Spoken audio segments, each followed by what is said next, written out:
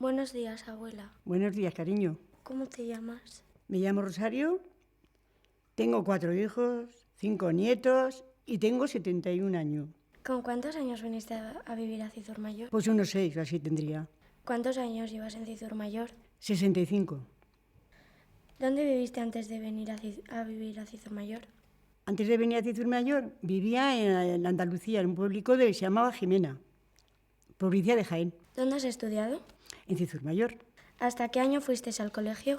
Pues no sé si fuera hasta los 12. ¿A qué jugabas cuando eras una niña? A todo. Al esconderite, esto, ¿cómo se llama? Esto que se hace marcado en el suelo, de cuadritos. No sé, ya se me va un poco la memoria. ¿A qué edad empezaste a trabajar? A los 14, ¿Dónde trabajabas? en la fábrica de Argal.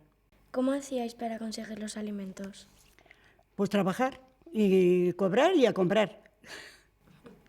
¿Ibais de visita a otros pueblos? Con el colegio sí, que nos llevaban con autobús, pero poco, ¿eh? ¿Cómo era el transporte público? El transporte público no era como ahora. Antes era igual de 3 o 4 horas. Igual había nada más que 2 vías esas. ¿Con cuántos años te sacaste el carnet? Con 40. Pero me quedé en estado y fui a los exámenes con tripa. Pero me lo saqué. ¿Y con cuántos años más o menos viniste pues a la urbanización? A la urbanización, pues va a hacer 26 años.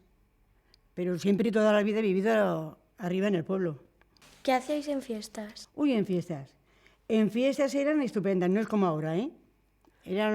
Si llovía, con paraguas a bailar, al frontón. Y luego, pues eso, el día de los de García hacían muy bien todo lo que es organizar lo del pueblo. Y hacían el Día de la Mujer, en el frontón, nos lo pasábamos de maravilla. ¿Y antes salíais de fiesta o algo? Nosotros de fiesta, a Pamplona, jamás.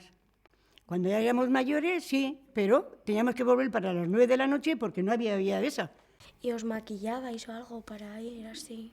No he sido de mucho maquillaje, pero por lo menos en los labios sí. Vale, pues muchas gracias. Vale, cariño.